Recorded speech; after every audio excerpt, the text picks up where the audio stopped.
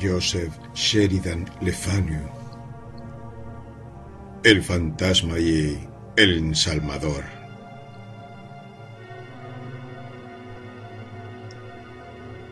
Al revisar los papeles de mi respetado y apreciado amigo Francis Purcell, que hasta el día de su muerte y por espacio de casi 50 años desempeñó las arduas tareas propias de un párroco en el sur de Irlanda, encontré el documento que presento a continuación.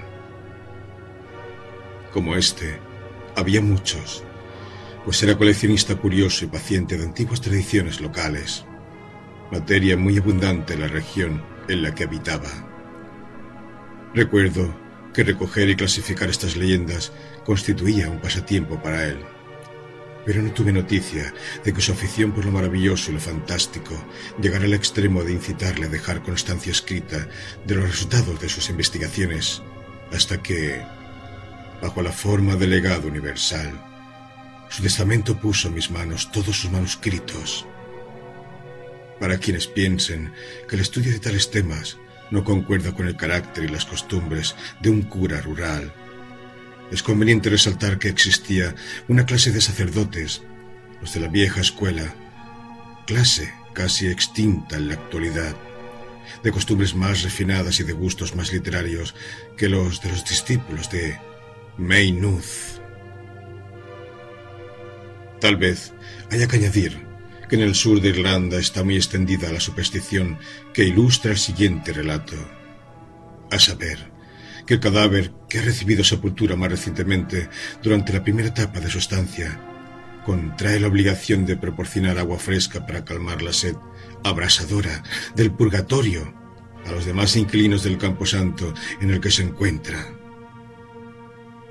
El autor puede dar fe de un caso en el que un agricultor próspero y respetable de la zona lindante con Tipperary, apenado por la muerte de su esposa, introdujo en el féretro 2 pares de abarcas, unas ligeras y otras más pesadas, las primeras para el tiempo seco y las segundas para la lluvia, con el fin de aliviar las fatigas de las inevitables expediciones que habría de acometer la difunta para buscar agua y repartirla entre las almas sedientas del purgatorio.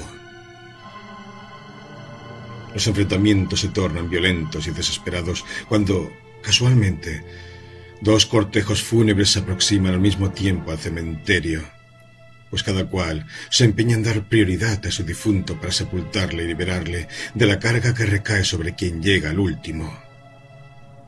No hace mucho sucedió que uno de los 2 cortejos, por miedo a que su amigo difunto perdiera esa inestimable ventaja, llegó al cementerio por un atajo y, violando uno de sus prejuicios más arraigados, sus miembros lanzaron el ataúd por encima del muro para no perder tiempo entrando por la puerta.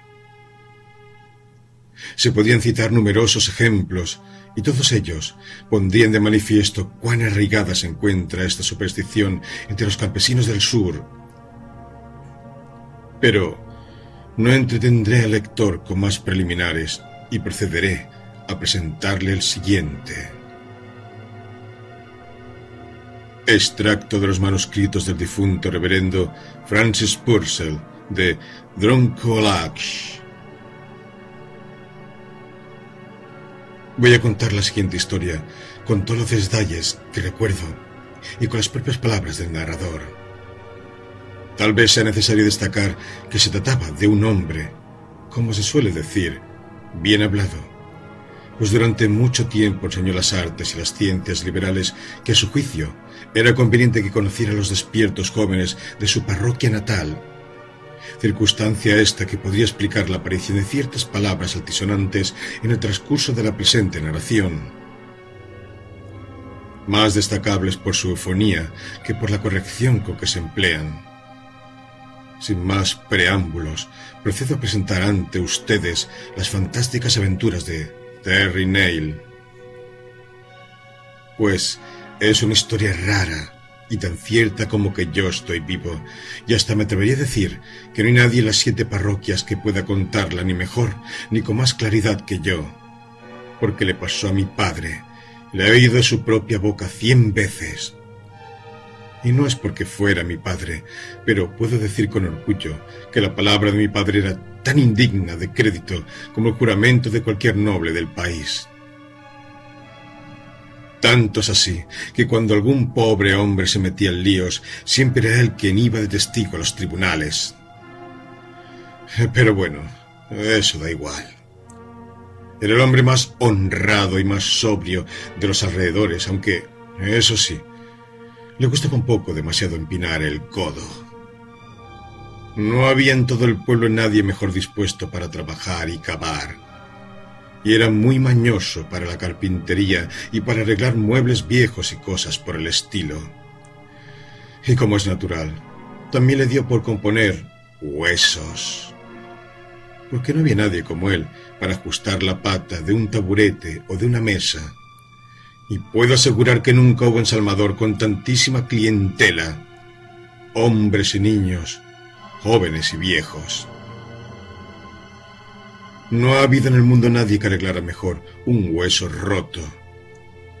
Pues bien, Ferry Nail, que así se llamaba mi padre, viendo que el corazón se le ponía cada día más ligero y la cartera más pesada, cogió unas tierrecitas que pertenecían al señor Pellin, debajo del viejo castillo, un sitio bien bonito. Ya fuera de noche, de día, iban a verle pobres desgraciados de toda la región con las piernas y los brazos rotos, que no podían ni apoyar siquiera un pie en el suelo para que les juntara los huesos. Todo marchaba muy bien, señoría, pero era costumbre que cuando Pellin salía al campo, unos cuantos arrendatarios suyos vigilasen el castillo, como una especie de homenaje a la vieja familia. Y la verdad, era un homenaje muy desagradable para ellos, porque todo el mundo sabía que en el castillo había algo raro. Al decir de los vecinos, el abuelo Pellin, que Dios tenga en su gloria, era un caballero de los pies a la cabeza, pero le daba por pasear en mitad de la noche, igual que lo hacemos usted o yo, y que Dios quiera que sigamos haciendo, desde el día que se le reventó una vena cuando sacaba un corcho de una botella. Pero a lo que vamos. El señor se salía del cuadro en el que estaba pintado su retrato. Rompía todos los vasos y botellas que se le ponían por delante y se bebía lo que tuvieran, cosa que no es de extrañar. Si por casualidad entraba alguien de la familia, volvía a subirle a su sitio con cara de inocente, como si no supiera nada de nada, en muy sinvergüenza.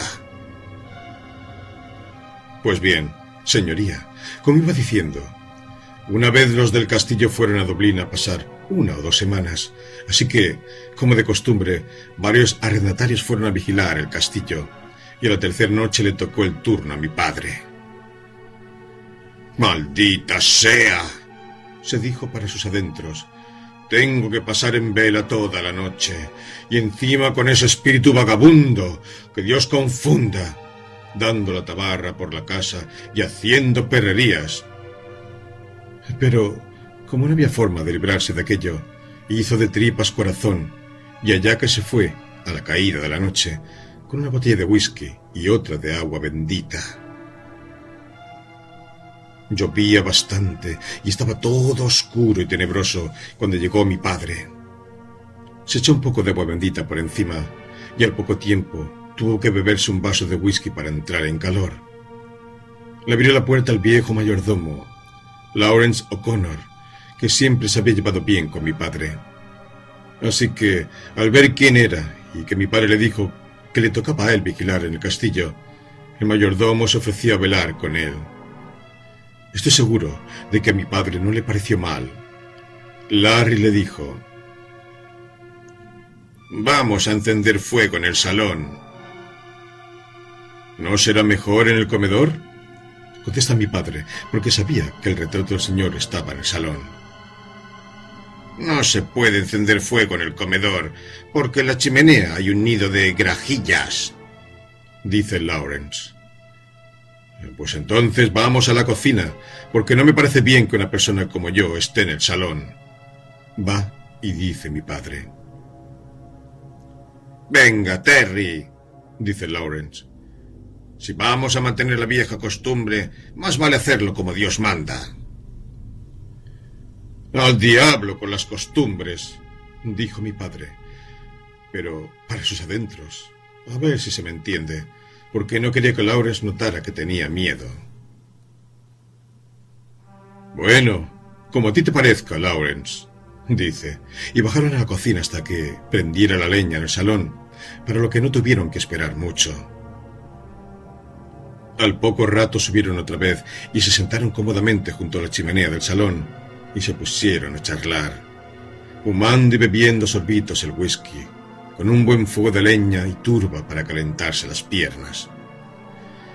Pues, señor, como iba diciendo, estuvieron hablando y fumando tan a gusto hasta que Lawrence empezó a quedarse dormido, como solía pasarle con frecuencia, porque era un criado viejo acostumbrado a dormir mucho. Pero hombre, ¿será posible que te estés durmiendo?, dice mi padre. No diga bobadas, le contesta Larry.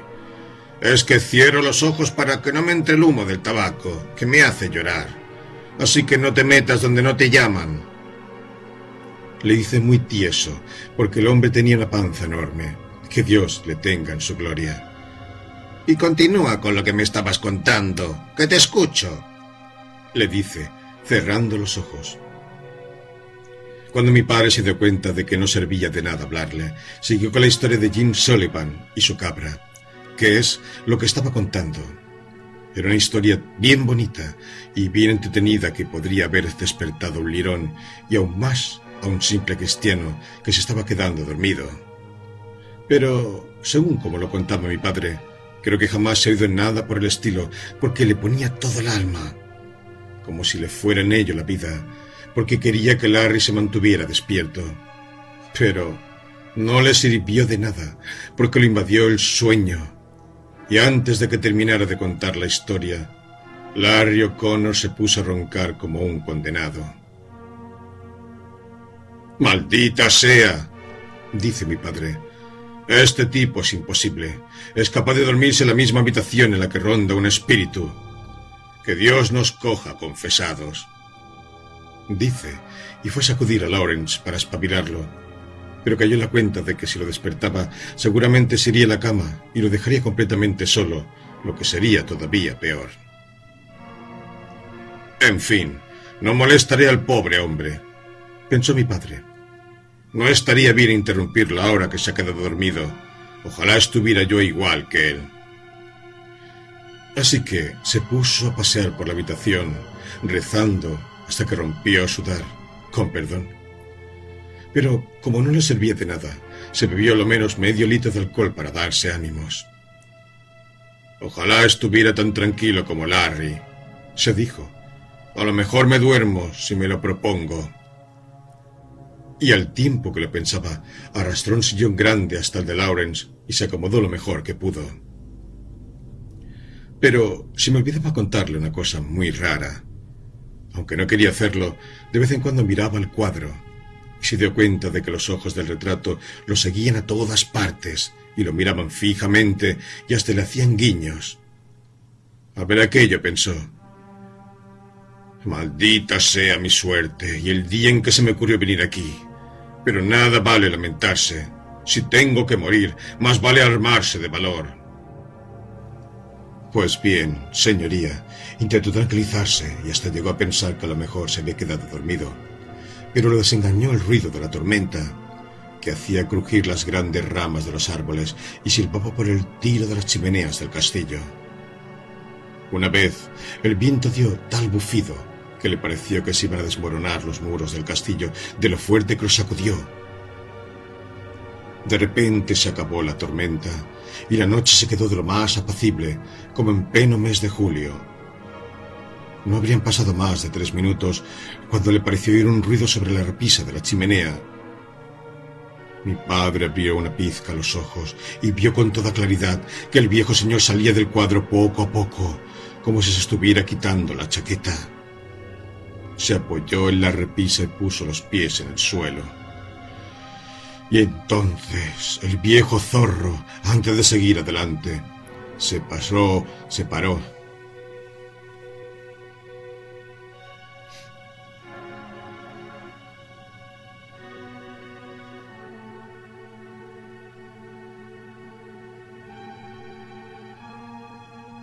Y entonces, el viejo zorro, antes de seguir adelante, se paró un rato para ver si los dos hombres dormían.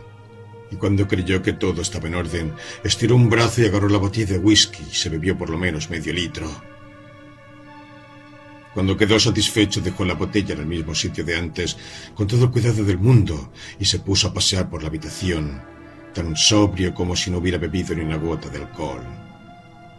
Cada vez que se paraba junto a él, a mi padre se le vino un olor a azufre, y le entró un miedo espantoso, porque sabía que es azufre precisamente lo que se quema en el infierno. Con perdón. Se lo había oído contar muchas veces al padre Murphy, que tenía que saber lo que pasa allí. El pobre ya ha muerto, que Dios lo tenga en su gloria. Mire usted, señoría, mi padre estuvo bastante tranquilo hasta que se le acercó el espíritu. Madre mía, le pasó tan cerca que el olor a azufre le dejó sin respiración y le dio un ataque de tos tan fuerte que casi se cayó del sillón en que estaba. Vaya, vaya, dice el señor, parándose a poco más de 2 pasos de mi padre y volviéndose para mirarlo. De modo que eres tú, ¿eh? ¿Qué tal te va, Terry Neil? A su disposición, señoría, dice mi padre, cuando se lo permitió el susto que tenía, porque estaba más muerto que vivo. Me alegro de ver a su señoría. Terence, dice el señor, eres hombre respetable, cosa que es cierta, trabajador y sobrio, un verdadero ejemplo de embriaguez para toda la parroquia. Gracias, señoría, respondió mi padre, cobrando ánimos. Usted siempre ha sido un caballero muy atento. Que Dios tenga en su gloria, su señoría. ¿Que Dios me tenga en su gloria?, dice el espíritu, poniéndosele la cara roja de ira. ¿Que Dios me tenga en su gloria? Pero serás cretino y bruto. ¿Qué modales son esos?, dice.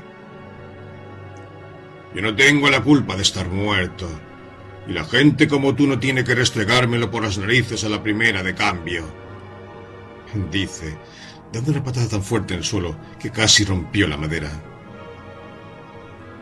No soy más que un pobre hombre, tonto e ignorante, le dice mi padre. Desde luego que sí, dice el señor, pero para escuchar tus tonterías y hablar con gente como tú, no me molestaría en subir hasta aquí. Quiero decir, en bajar, dice, y a pesar de lo pequeño que fue el error, mi padre se dio cuenta. Escúchame bien, Terence Neil, dice. Siempre fui un buen amo para Patrick Neil, tu abuelo. Sí que es verdad, dice mi padre. Y además creo que siempre fui un caballero correcto y sensato, dice el otro. Así es como yo lo llamaría, sí señor, dice mi padre, aunque era una mentira muy gorda, pero, a ver, ¿qué iba a hacer? Pues aunque fui tan sobrio como la mayoría de los hombres, o al menos como la mayoría de los caballeros, y aunque en algunas épocas fui un cristiano tan extravagante como el que más, y caritativo e inhumano con los pobres, va y dice, no me encuentro muy a gusto donde vivo ahora, que sería lo suyo. Sí que es una lástima, dice mi padre. A lo mejor su señoría debería hablar con el padre Murphy. ¡Calla la boca, deslenguado!, dice el señor. No es en mi alma lo que estoy pensando. No sé cómo te atreves a hablar de almas con un caballero. Cuando quiera arreglar eso, iré a ver a quién se ocupa de estas cosas. No es mi alma lo que me molesta, dice sentándose frente a mi padre. Lo que tengo mal es la pierna derecha, la que me rompí en Glenbarlow, el día en que maté a Barney. Más adelante, mi padre se enteró de que era uno de sus caballos preferidos, que se cayó debajo de él al saltar la valla que bordea la cañada. ¿No será que su señoría se siente incómodo ¿Por haberlo matado? «Calla la boca, estúpido», dice el señor. «Ahora te explico por qué me molesta la pierna», dice. «En el lugar en que pasa la mayor parte del tiempo, a no ser los pocos ratos que me quedan para dar una vuelta por aquí, tengo que andar mucho, cosa a la que no estaba acostumbrado antes», dice. «Y no me sienta nada bien, porque sabrás que a la gente con la que estoy le gusta muchísimo el agua, porque no hay nada mejor para la sed.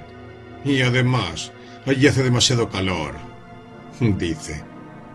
«Tengo la obligación de llevarles agua, aunque la verdad es que yo me quedo con muy poca. Te puedo asegurar que es una tarea complicada, porque esa gente parece estar seca y se la beben toda en cuanto la llevo. Pero lo que me lleva a mal traer es lo débil que tengo la pierna, y para abreviar, lo que quiero es que le des un par de tirones para ponerla en su sitio». «Pues, señoría, yo no me atrevería a hacer una cosa así a su señoría», dice mi padre, porque no le apetecía lo más mínimo tocar al espíritu. «Solo lo hago con pobres hombres como yo».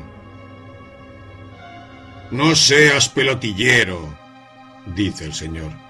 «Aquí tienes la pierna», dice levantándola hacia mi padre. «Dale un buen tirón, porque si no lo haces, te juro por todos los poderes inmortales que no te dejaré un solo hueso sano».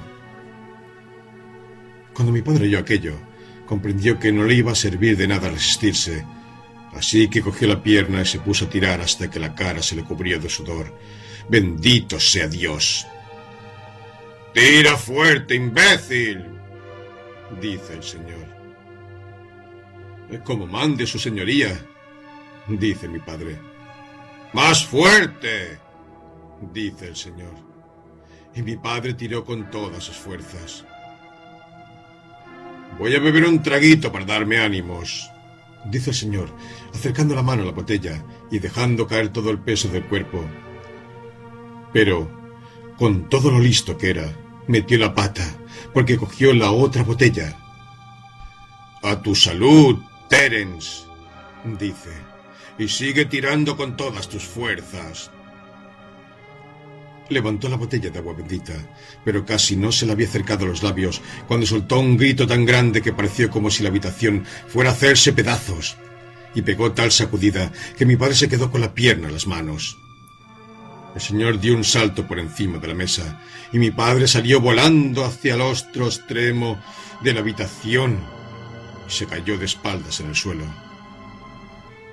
Cuando volvió en sí, el alegre sol de la mañana se colaba por las contraventanas, y él estaba tumbado de espaldas en el suelo. Tenía agarrada la pata de una silla que se había desprendido, y el viejo Larry seguía dormido como un tronco y roncando. Aquella mañana mi padre fue a ver al padre Murphy, y desde ese día hasta el de su muerte no dejó de confesarle ni de ir a misa. Y como hablaba poco de lo que le había pasado, la gente le quería más. En cuanto al señor, o sea, el espíritu, no se sabe si porque no le gustó lo que bebió o porque perdió una pierna. El caso es que nadie lo volvió a ver deambular.